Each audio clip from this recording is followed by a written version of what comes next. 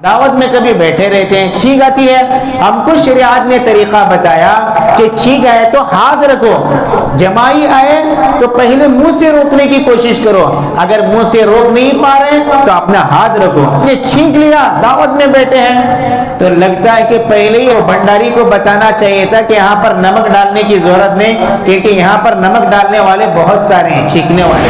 دیکھا جاتا ہے کہ مسجد کے جو خادمین ہوتے ہیں، ملازمین ہوتے ہیں، سارے لوگ اپنا سارا کام چھوڑ کے ان کے پیچھے پڑے ہوئے ہوتے ہیں۔ ملازمین سے غلطی ہوتی ہے تو اس کا طریقہ کیا ہے؟ صدر صاحب ہوتے ہیں، سیکریٹری صاحب ہوتے ہیں، ان سے کہیں کہ دیکھو فلاں فلاں چیزوں میں کوتاہی لگ رہی ہے، اگر آپ مناسب سمجھے تو انہیں سمجھیں۔ اللہ چاہے گو آج کل آن لائن بزنس ہوتا ہے، موبائل ہاتھ میں لیا اور بات کی کہ دیکھو فلاں تجارت آپ فلاں فلاں روپے میں نے آپ کو ڈن کر دیا، یہ بھی بزنس ہے۔ مسجد میں بیٹھے بیٹھے بزنس کی باتیں کرنا، اللہ کے نبی صلی اللہ علیہ وسلم نے فرمایا کہ ایسے آدمیوں کے لیے بددعا دے دو، کہو کہ لا اربح اللہ تجارتک، اللہ تیری تجارت میں بے برکتی پیدا کرے۔ اللہ سجنے میں جاتے ہیں تو ان کا سطر نظر آتا ہے، کبھی تو سطر سے آگے اور ساری چیزیں نظر آتی ہیں، بولنے بھی شرم آتی ہے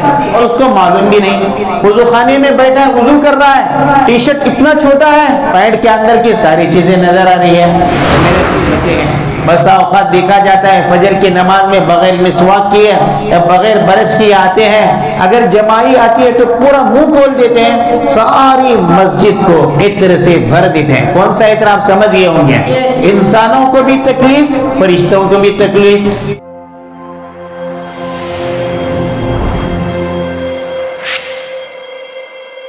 للہ رب العالمین والصلاة والسلام علی سید المرسلین خاتم النبیین محمد وآلہ وصحبہ اجمعین، اما بعد فاعوذ باللہ من الشیطان الرجیم، بسم اللہ الرحمن الرحیم۔ یا بنی آدم خذوا زینتکم عند کل مسجد وکلوا واشربوا ولا تسرفوا انہ لا يحب المسرفین۔ وقال النبی صلی اللہ علیہ وسلم ورجل قلبه معلق بالمساجد او کما قال علیہ الصلاة والسلام۔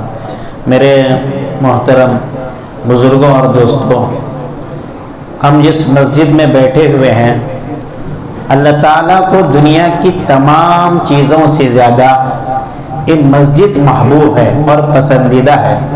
اسی لیے جب نبی صلی اللہ علیہ وسلم مکے سے مدینہ ہجرت کر کے چلے گئے تو صرف 2 ہفتے کلثوم بن حدم کے گھر میں قیام کیا قباء میں، اور 2 ہفتوں میں قباء کی مسجد مکمل کی۔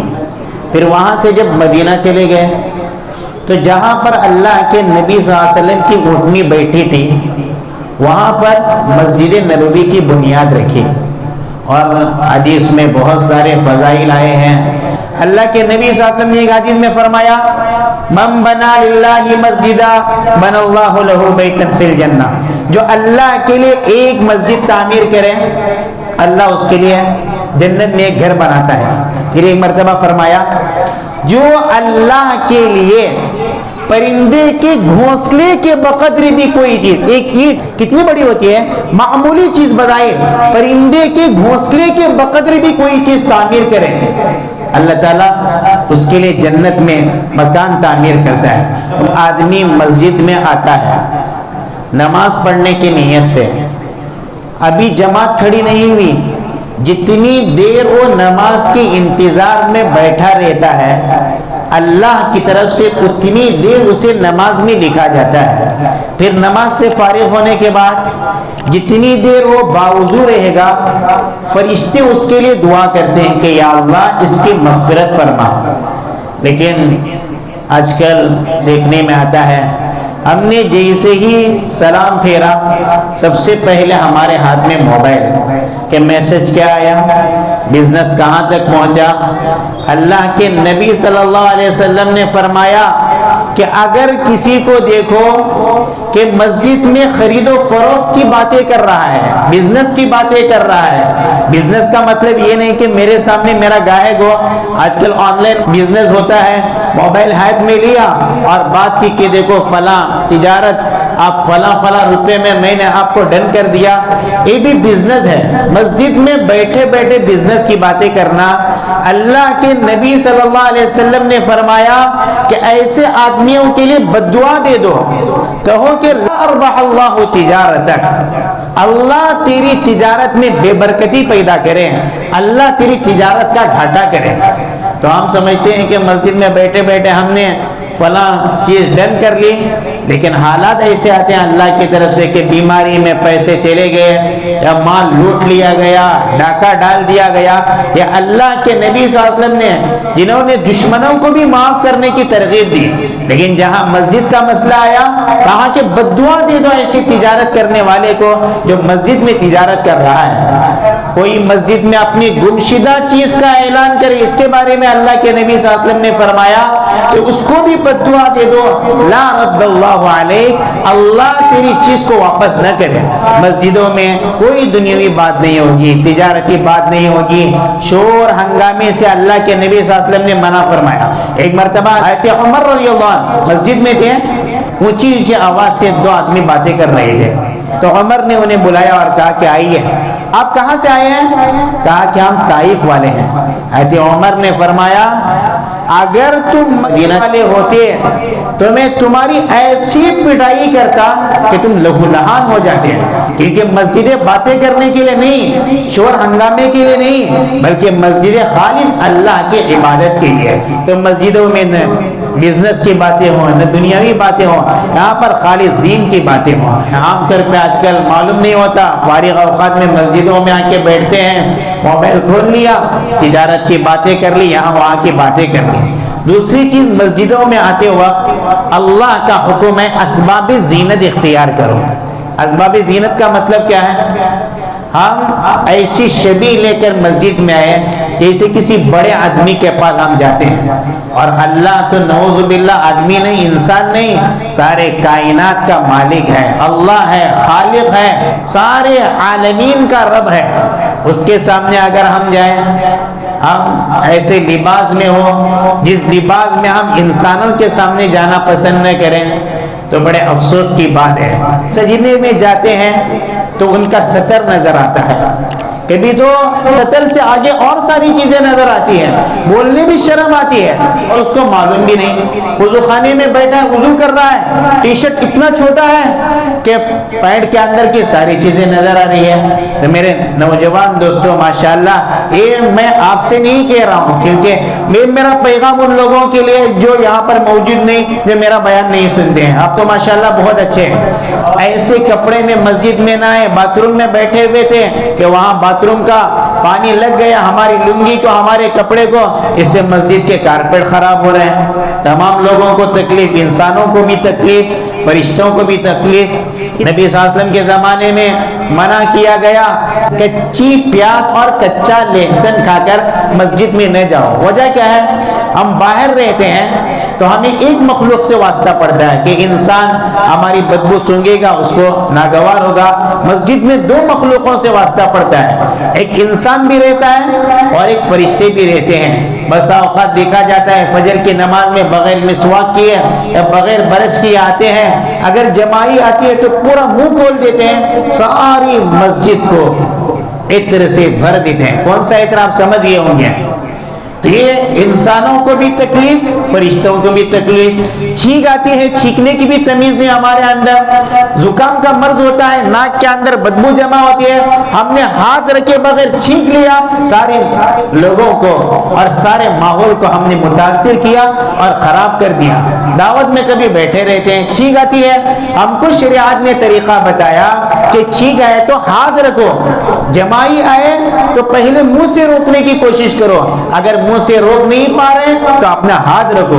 اس شریعت نے ہمیں آداب سکھایا، ہم نے چھینک لیا، دعوت میں بیٹھے ہیں تو لگتا ہے کہ پہلے ہی ہم طباخ کو، بھنڈاری کو بتانا چاہیے تھا کہ یہاں پر نمک ڈالنے کی ضرورت نہیں، کیونکہ یہاں پر نمک ڈالنے والے بہت سارے ہیں، چھینکنے والے۔ تو میرے دوستو مسجدوں کا ادب یہ ہے کہ مسجدوں میں ہم چلے جائیں تو خالص اللہ کو یاد کریں، دنیا کی باتیں نہ ہو، یہاں وہاں کی باتیں نہ ہو۔ آج سے ہم ارادہ کریں مسجد میں آئے تو آتے وقت اسباب زینت اختیار کریں گے، ہمارا سر ڈھانپا ہوا رہے گا، ہمارا لباس ایسا رہے گا جیسے ہم کسی بڑے آدمی کے پاس جانے کے لیے جو لباس پہنتے ہیں اس سے زیادہ اہمیت کے ساتھ اللہ کے سامنے ہم حاضر رہیں گے۔ مسجد میں ہاتھ سے ہم صاف کرنے کی کوشش کریں۔ مسجد میں کوئی کچرا پڑا ہوا ہے، ایک مرتبہ اللہ کے نبی صلی اللہ علیہ وسلم نے دیکھا مسجد نبوی کے اندر قبلے کی دیوار میں ایک بلغم لگا ہوا تھا۔ نبی صلی اللہ علیہ وسلم چاہتے تو صحابہ سے کہتے جاؤ تھوڑا بلغم صاف کرو، لیکن قیامت تک آنے والے کو پیغام دیا کہ مسجد کی کسی گندگی کو صاف کرنا ہمارے لیے شرف کی بات ہے۔ سیدھا کھڑے ہوئے چھڑی لے لی اور چھڑی کے سرانے سے بلغم کو صاف کیا۔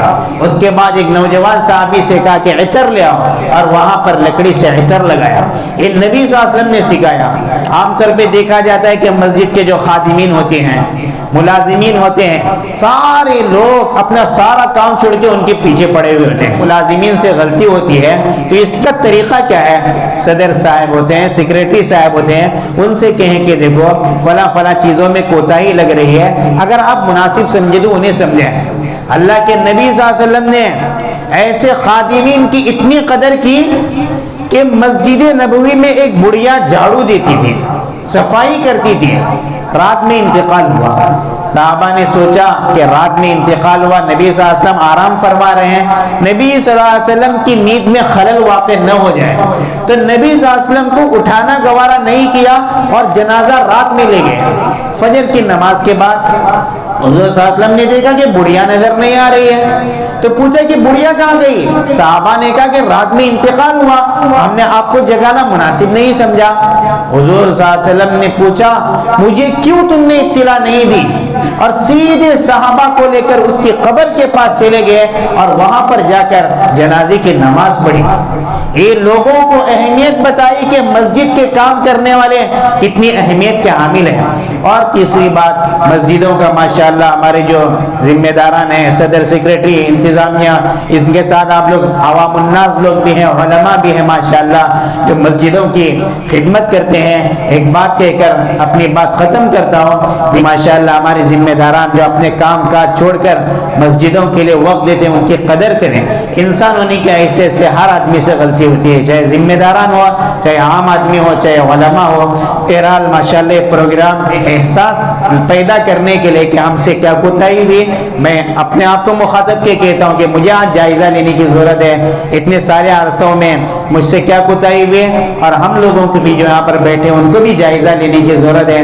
ہم نے مسجد کے لیے کیا کیا، جو کیا اللہ اسے قبول فرمائے، اور جن سلسلے میں ہماری کوتاہی ہوئی ہے اللہ تعالیٰ اس کو درگزر فرمائے، ہمیں شاعر اسلام کا لحاظ کرنے کی توفیق عطا فرمائے۔ وآخر دعوانا الحمد للہ رب العالمین۔